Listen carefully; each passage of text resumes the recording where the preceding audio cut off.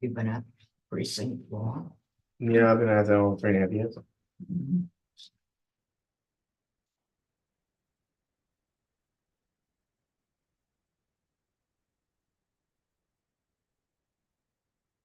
Okay, Chris, we are live on YouTube. Good evening, everybody, and welcome to the Community Board 10 Police and Public Safety Committee meeting. Today is April 11th, 2024.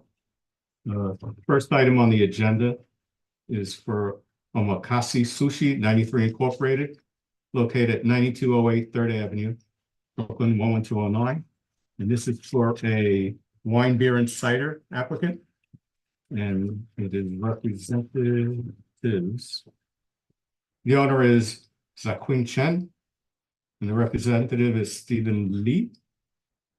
Is Stephen Lee here or Ms. Chen? Is there anybody representing Yep, I see that there's an applicant. Omakase Sushi? You just need to unmute yourself. Yeah. Can you Yeah. unmute? Yeah, we don't hear you. You're on mute, ma'am. You're on mute. You can hit the space bar. Sometimes it takes you off mute.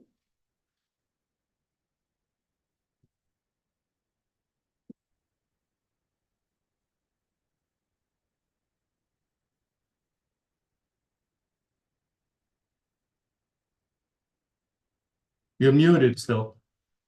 Can you hear me? Not if you could hear me. Okay, thank you. Okay. Right. So I'll just start then. All right. This is for a new wine, beer, and cider application. Yes.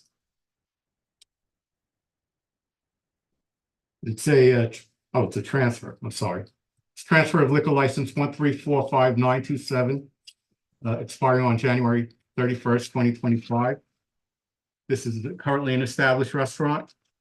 Is it going under new ownership? Not yes, if it's new ownership. Okay. No, yes. You're still on mute. Okay, yes. The hours of operation closed Monday, Tuesday, Wednesday, Thursday, and Friday, Tuesday, Wednesday, and Thursday, 5 p.m. to 10 p.m. Friday, 5 p.m. to 11, Saturday, 5 p.m. to 11, and Sunday, 5 p.m. to 10. The establishment is a restaurant. It has approximately 45 seats in it. It has a certificate of occupancy. It has 11 tables, 45 seats, one bar with approximately 6 seats. And you're only going to have background music? Yes, background music only or no background music? Are you going to have any DJs or any type of other music? I can't hear you. Still on mute, ma'am. Can you try to unmute, please? Is there any way you can unmute yourself? Oh, there it goes. Okay, good. I know, technical difficulties, modern times. All right. So this is just wine, beer, and cider application, correct? Not liquor. Yes, And how long has the restaurant has been in business?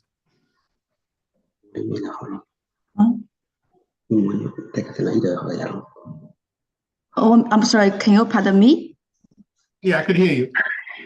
The restaurant, Yeah. it's the establishment, how long has it been in business? How long has it been there? This month, 6 months. no, this month. For This month? This month. Yes, You're the new owner, correct? yes, Okay. And you're applying to transfer the wine, beer, and cider license. yes, And you're only going to have background music. Is there going to be any outdoor dining? no,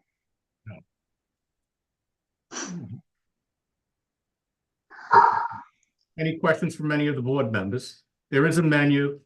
There is a certificate of occupancy. They did supply us with a schematic. They're only going to have background music. no bed and no music. Bed, yeah, no music. Any questions from any board members? No. No, Nothing. Did the owner say what kind of experience she has? I asked her. Yes, what kind of experience have you had, ma'am? As far as running a restaurant, Running a restaurant? Okay. Beer and the sake. That's it. sorry, I couldn't understand. Beer you. and sake. Okay. Beer. Beer and the sake. That's it. Okay, That's it. all right. So any other questions? Thank you. I don't think she answered your question. All right. So the way we do it is we look to deny your application unless you agree to the following stipulation, right? And I'll read the stipulation and I'll read it slowly so that you can understand it, right? So I make the motion that we deny your application unless you agree to the following stipulation. The premise will operate as a restaurant. There will be no sale or consumption of alcohol on the premise until the appropriate license is issued by the SLA. Applicant will not serve or allow bring your own booze until license is obtained. The owner or manager will be on site during all hours of operation. The hours of operation will be Monday, closed, Tuesday through Thursday, 5 p.m. to 10 p.m., Friday and Saturday, 5 p.m. to 11 p.m., Sunday, 5 p.m. to 10 p.m.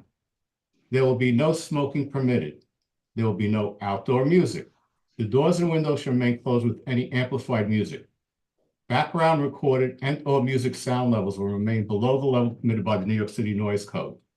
Once the SLA license is obtained, the committee and community board may call upon the applicant to address any concerns that may arise. There will be at least 20% visibility view into the establishment at eye level. The applicant agrees that should it change its method of operation, it will give notice and meet with the community board committee at least 45 days in advance of any such change. Do I have anybody second that? Second. Okay. Do you agree to that? What I just read, do you agree to it? Yes. Okay. Thank you. And good luck to you. Anything else? It's No. passed. Does any, we have, I think, some members of the Board public. meeting Coming up with. the- Right, so we will be voting on this on Monday at the board meeting at 7 o'clock at the Fort Hamilton Senior Center. You're invited to come in case board members have any questions. Yes. Okay. Are there any questions from the public? So we're going to go into new business. Right, and just wanted to bring up it was a incident at Catch 22 at 72nd Street and 3rd Avenue. Person by the name of Darrell Dawkins, a 37-year-old male from Tobyhanna, Pennsylvania, was stabbed apparently and taken to Lutheran Medical Center or NYU Langone and pronounced dead upon arrival. Right. I have officers from the 6A precinct. If anybody has any questions that maybe we can answer, or anybody, I'll wait till Josephine comes back. There may be people on the public.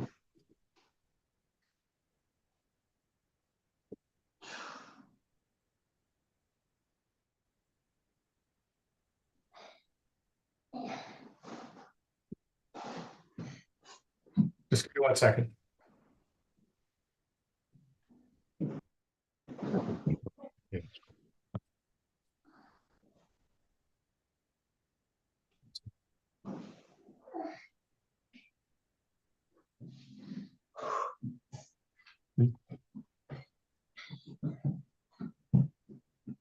From the sushi restaurant, if you want to leave, you can leave. You don't have to stay anymore. All right.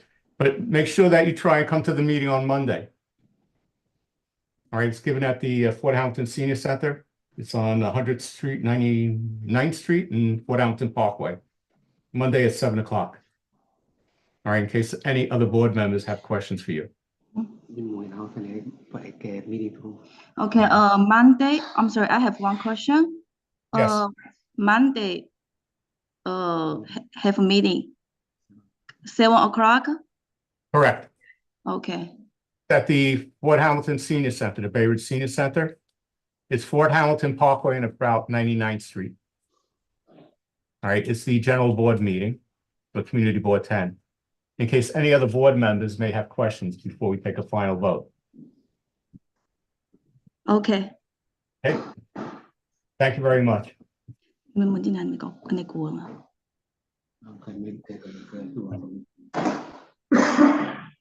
其他中嘅嘢。 Oh, no, I was waiting for you to come back. Okay, I'm I sorry. just gave a synopsis of what happened on, was it Saturday night at Catch 22? That there was a incident about 2:50 in the morning of a person being stabbed, 37-year-old male, then taken to NYU Langone and pronounced dead on arrival, stabbed once in the chest. All right, we've had incidents before with Catch 22. We last met with them in June of 2023, requesting certain things of them to close earlier if they can. Apparently, they felt that they can stay open till 4 o'clock in the morning, 3:45, 4 o'clock in the morning, as per New York State rules and regulations for the State Liquor Authority. So, any other questions? Is there anybody from the public?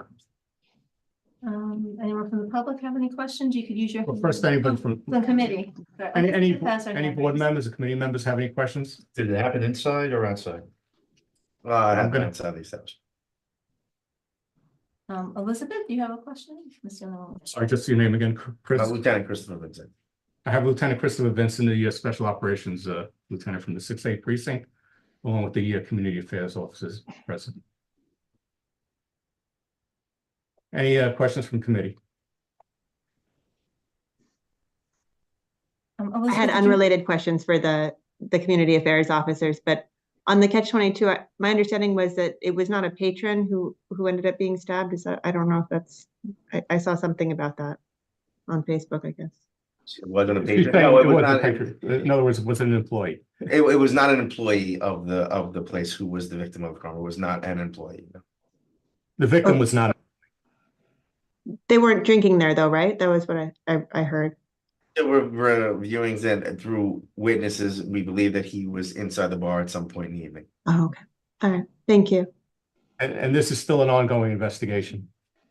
So some of the facts that we can get are limited. Any other questions? Yeah, okay, anybody from the public on? There are people in the public. Okay, If you're a member of the public and like to ask a question, you could use your hand raise function. and ask a it'll pop question on or you, speak. Or you could always write it in the chat.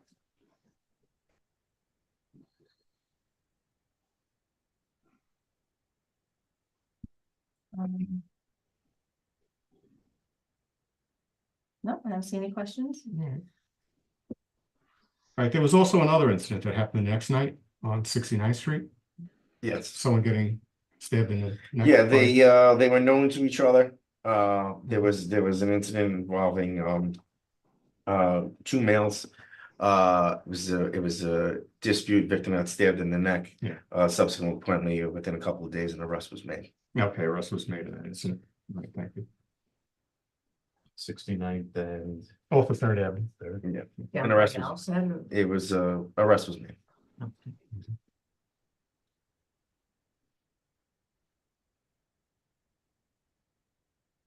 Okay. Elizabeth, you wanted to say something? I guess just since we have the officers here, it's really nice to see you folks. And I used to go to the precinct community meetings when I could, and especially when they were on Zoom. So I know you guys a little bit, but I had a couple of questions. Like one thing is I feel like we're seeing a lot more EDPs sort of around the neighborhood and on the subways, and I'm still not entirely sure what the best thing to do in those circumstances are. I know I've seen more kind of walking around, and should you call 911? Should we call 311? You know, what is the best thing to do for somebody who seems like they, in addition to maybe needing some help, like may also be a little bit threatening to, you know, pedestrians and kids walking around? If they're threatening, you call 911 so we can get the police response over there, and then we could determine what the, you know, we're trained in crisis management and things of that nature. And in the event of that, we need to bring other aids to the location, such as EMS or emergency service, or, to transport them to the hospital, to see a mental health professional. We're the ones trained to deal with that. If you see something that maybe, someone who's homeless and maybe is not a danger, but is maybe exhibiting some sort of emotional state, like he's talking to himself and, he may be discombobulated, right? You can refer to 311. They have a homeless outreach that will respond to car there, right? But in the event of any time where there's a safety issue, 911 is the order of what needs to be done first. I wouldn't go over there and try to do anything, right? Just let the professionals do it. Okay, thank you. And then the other thing that I raised at the last general board meeting was the issue of just these teenagers on motorcycles, like actually inside the playgrounds themselves, has been an ongoing issue. This spring, it was an issue last year, and then also like the drag racing with the cars is a separate thing, but like, it's spring, everybody has their car and they're going super fast, and it's a little bit intimidating and like a pretty big quality. It's more than a quality of life issue. It is a real safety issue for parents of young kids. So anything you can do on that would be great. Thank you. I really appreciate all the hard work you guys do. We are aware that that is an issue, and matter of fact, this whole week, the police department as a whole was doing a moped initiative. Numerous summonses were made.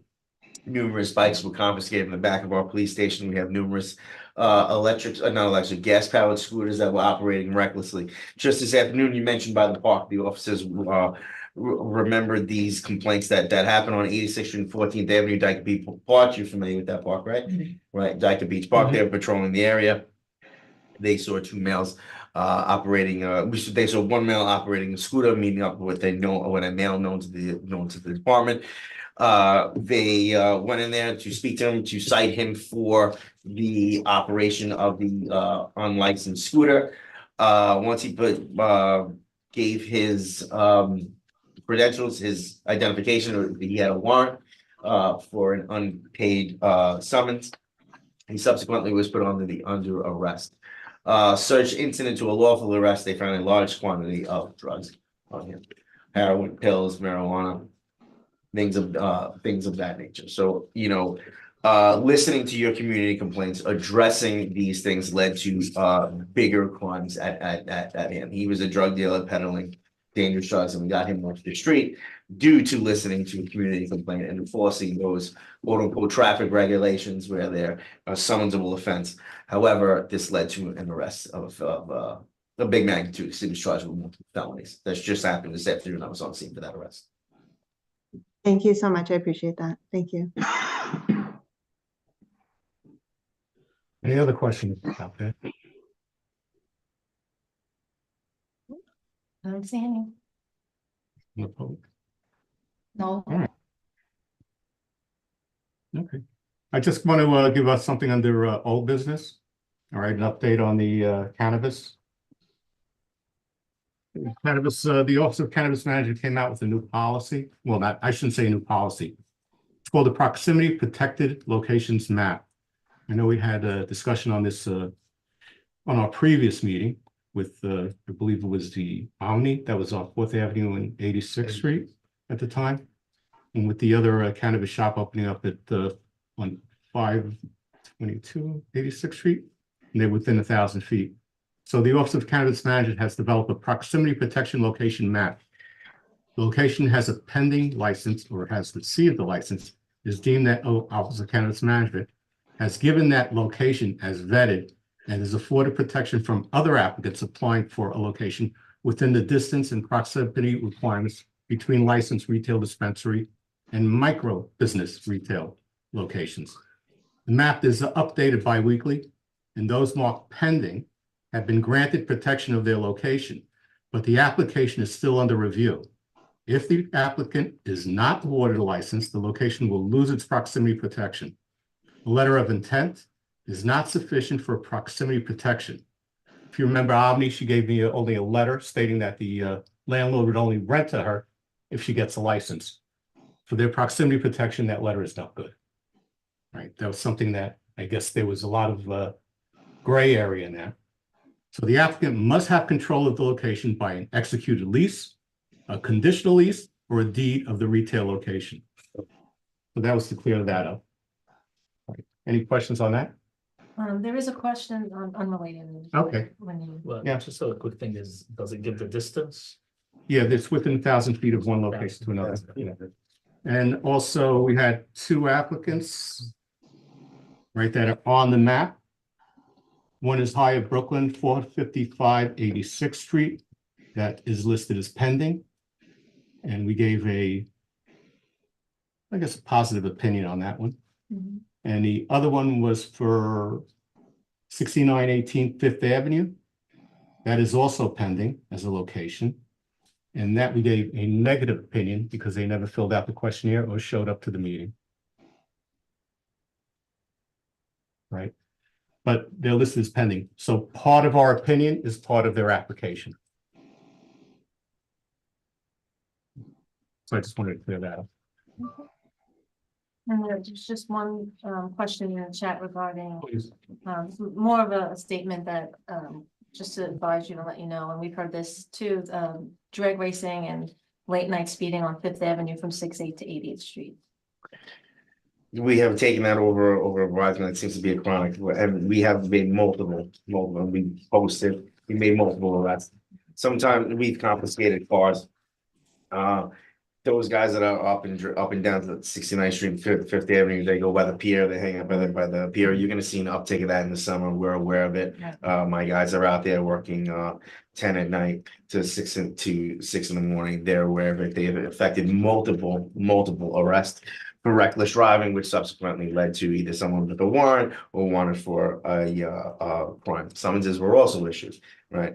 So it's something that, listen, it's gonna continue. The cops on patrol, they'll see it, the special operations unit, they'll enforce it and look to see if this person's wanted, whatever the traffic guys will enforce it.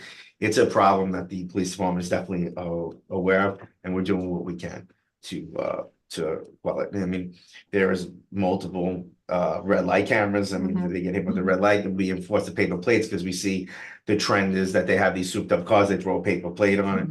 So we'll go and stop the car. Subsequently, the license be suspended.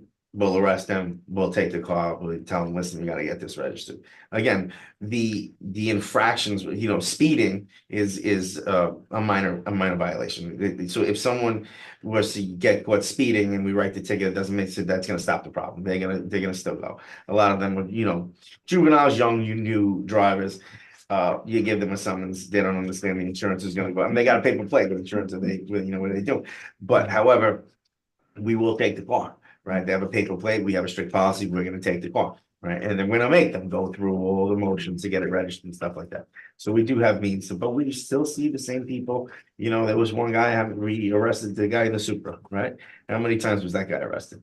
Right, numerous times, till he crashed it, right? Now he got a new car, right? Now he doesn't come around. You know what I'm saying? Thank you.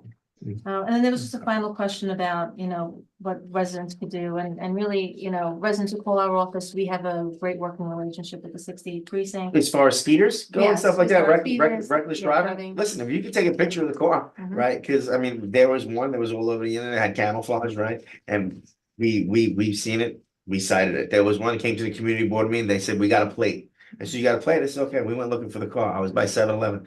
The guy does a donut right in front of me. It was the car that we were talking about in the meeting. That's Right, we went, we chased him, took us on a little ride, we collared him, right? We arrested him because he didn't stop, he blew multiple lights. We arrested him, we impounded the car, right? It was literally 45 minutes from the meeting, they were subsequently arrested. So my guys and myself do take these things seriously, but again, you're gonna call a car, you say it was a blue Mustang.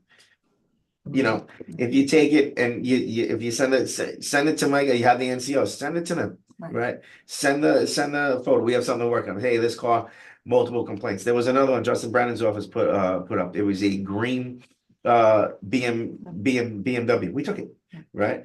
It was a rental. It was rented by multiple people, right? But when we saw it, we stopped the car. The guy's license was suspended, who operated the car. We took it and we vouched it. The guy came and what were we gonna do? He's like, it's a rental. So that's a lot of what we've seen the uptick. They have these individuals who have an LLC with a rental company. They have 5 or 6 cars. They're gonna be renting it out to all sorts of people, right? And their car will get tickets. They'll use their car driving on 69, and it happened multiple times that they're renting these cars, and it's locally. There's nothing you can do about it. It's a legit quote unquote business, right? And the occupants are just driving reckless because it's not their car, Yeah. right? And we'll take it, but we can't hold it because he's just renting the car. We'd have to give it back to the owner. So that's what we've seen, especially with that BMW. Are you finding that these people renting the cars have legitimate licenses? Sometimes their licenses are suspended, right? Sometimes they don't have a license. It will depends, and they'll say I'll rent the car, and four of us are out, and they want to drive the car. Like you may have a license, right? And you rented the car, but we're all 20-year-old, 20 somethings, and we want to drive the car. You're gonna let your friend drive it. Now he got stopped. Well, the lease agreement, well, the rental agreement that they have on their phone through a text message was that this guy, his friend, had the car and he's suspended, right? So he may have a legit license, but he lets his friend drive. Yeah. And then now the car gets taken, right? And then we go, or it depends how the officer wants to play it.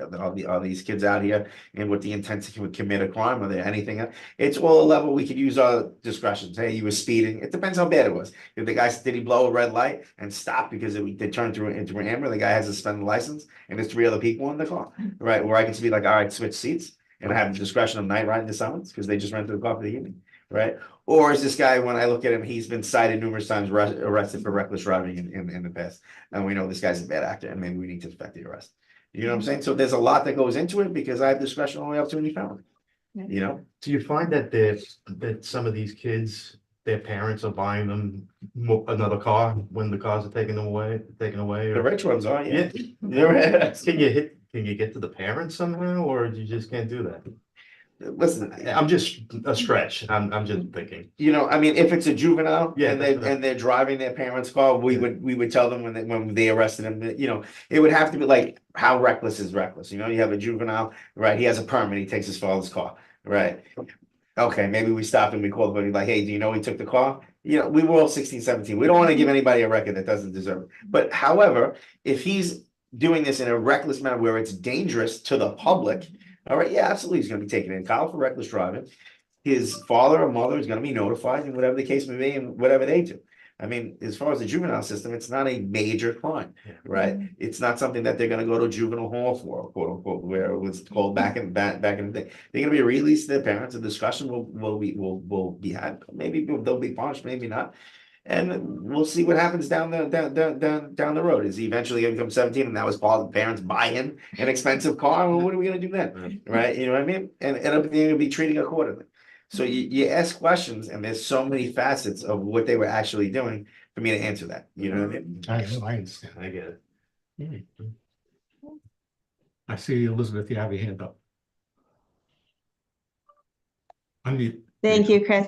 I'm sort of a broken record on this point, but you mentioned the pier, so I just have to say, since we're coming to the spring, like, the kids drive down there and they, at that circle, they go super fast, which is right where everybody with their bikes and their scooters and they're walking to the ferry are. And to the extent that, like, on nice summer or spring days, you guys can have a car there or a couple people walking around, one person walking around. I know you guys often do, but the minute you leave, it's like pandemonium, and it's such a nice place in our neighborhood. So to the extent that it's possible to be at that pier and, just be monitoring it, that would just be wonderful. I mean, I think it'd be great if we could get a couple cameras there or something. I know that's probably Well, not to be something we totally can do. honest, right? It can't be manned as far as a 24-hour post because we just don't have I a person. understand. I know. It'll be first and foremost with that. Secondly, the units that are not assigned to the radio, that means the NCO unit and the anti-crime unit or public safety unit.